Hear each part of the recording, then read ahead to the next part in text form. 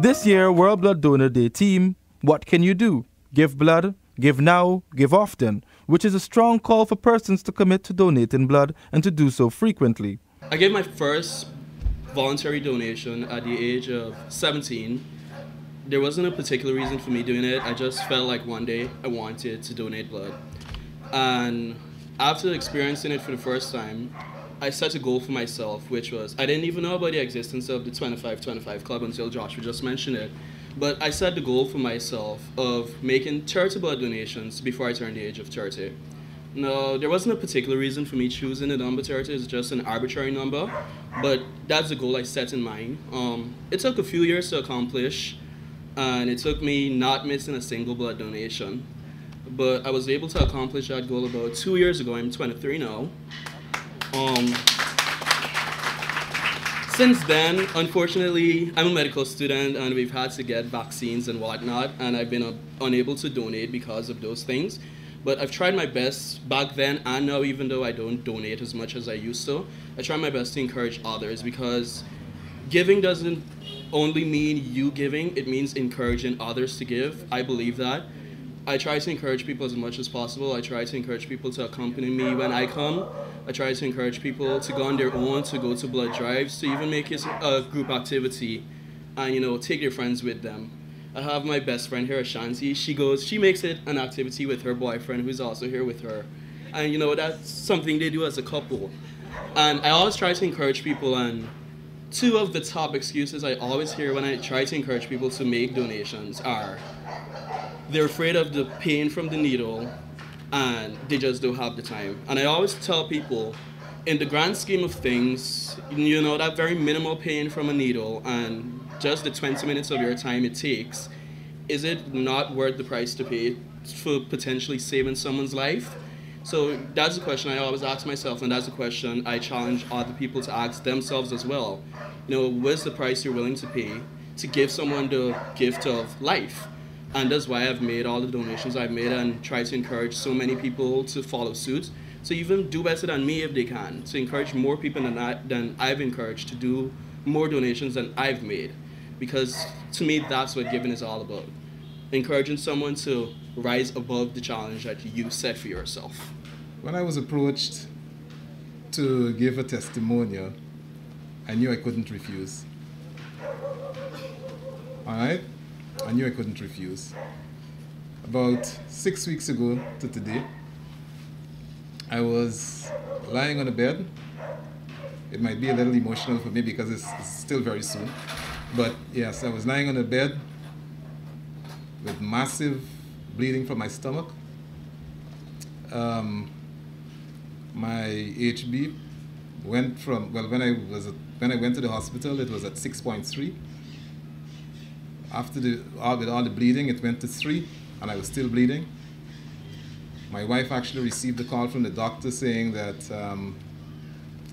they were trying to give me blood, but it was like pouring water into a barrel full of holes. So he was giving her the option of basically doing nothing, all right? So I'd bleed to death, I guess. Or he can attempt an emergency surgery, which carried with it a mortality rate of about 80%. All right? So it was basically die or die, just to determine how you're going to go out. It took a lot of prayers. A lot of the brethren, some of them are here, actually Ashanti and Cleve Roy, they're both from my church. It took a lot of prayers. Eventually on the morning of, this happened actually on the 4th of May. On the morning of the 5th, the bleeding stopped. And then I required, obviously, I was still in a dire position because the doctor was still shocked that I never went using shock. But he was very surprised that I didn't go into shock. All right? And so I required massive amounts of blood products to bring me up to my numbers up to a level that would be non-life threatening, and also that would allow them to do the surgery that I required. I eventually did the surgery. I required more blood products, So I've actually used everything. I use the cells, I use the platelets, I use plasma. All right? And by God's grace, I came through. All right?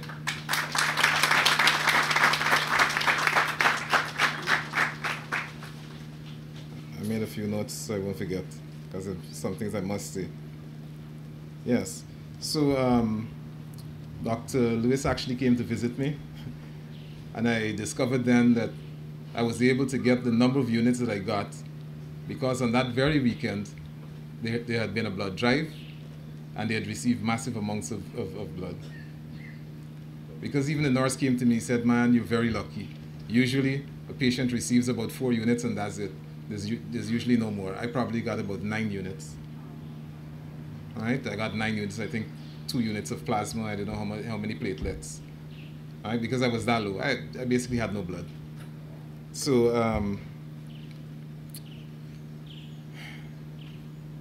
so I listened to, what the donors were saying and so on.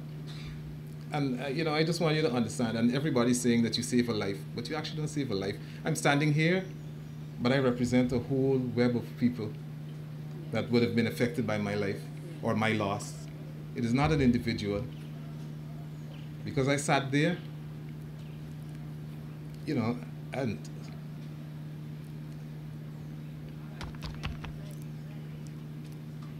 good. And I saw the effect that it had on my family. And I saw the change that took place after I started to come around. You understand? And when I say my family, I'm not talking only about my biological family. I'm talking about my church family, my colleagues at work, the persons that I interacted with. So when you donate, it's not just one life. It's every other life that is connected to that life that you've done something for. So I think, you should really commend yourselves to that. Because it might seem a simple act, but the impact is so great. So, so I would just like to take this opportunity to thank all the anonymous persons and the ones that I'm seeing here now, for this selfless act. Years ago, I too, like the young man that came before, I too used to donate. And it was during an attempt to donate that I discovered that I had some kind of pressure issue. So that ended my whole, my career as a donor. So, or my potential career as a donor. Let me see who's the young lady who gave me the horrible news. I saw her this afternoon. Yeah. Oh, she's starting at the back there, right at the back there. Yes. So, yeah, so the thing is, and as I like what somebody said, even if you're not donating, you should encourage others to, right? Because like I said, you affect a lot of lives, okay? You can save a life of a friend, of a relative, maybe even your own, because we don't know. I can tell you on that particular morning, I got up as usual. I had a meeting at Paho at 10, and I thought I was gonna have a great day. I never knew that by evening I'd be fighting for my life. And that's life, I think. We have all these unexpected twists and turns and so on. So when we give, sometimes we actually are giving back to ourselves. Right? And I think we all should take note of that. So for those of us who've never given, maybe it's time to consider doing that. And it's also time to go spread the word. Having a chronic disease like sickle cell disease, which I have, so this afternoon I'm not going to be just speaking to you on behalf of myself, but on behalf of the sickle cell community, rather.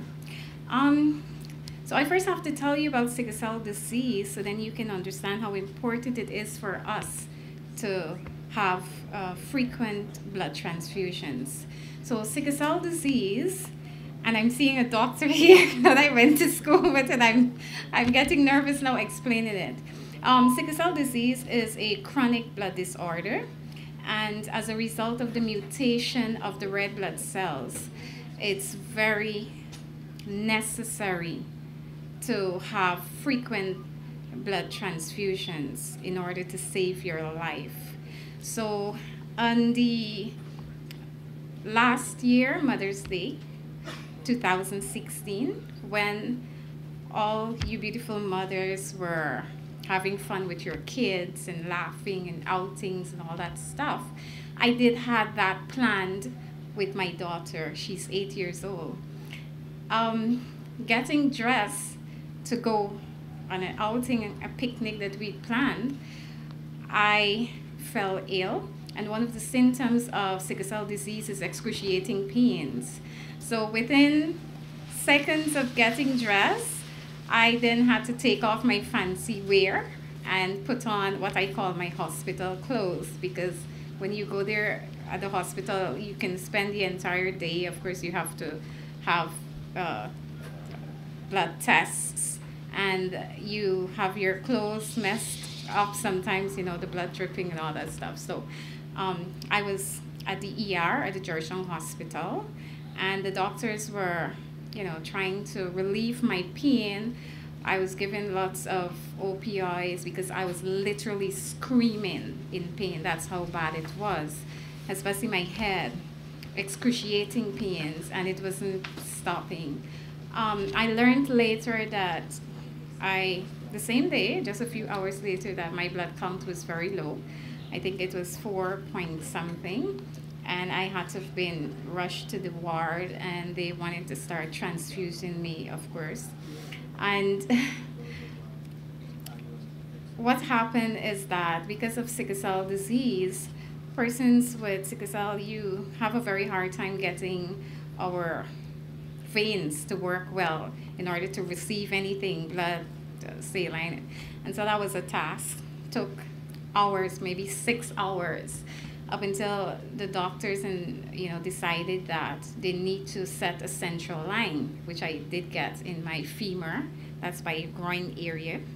And I eventually got the blood transfusion. When I asked, how many units do I need? And they said, well, I'm going to start at 2. Normally more than 1, of course, that, you're in a bad shape. So I did get more during the month I was hospitalized for. And I want to first thank God, and then I want to thank the donors, you wonderful donors here, and the other donors who are not here, but who would normally donate blood.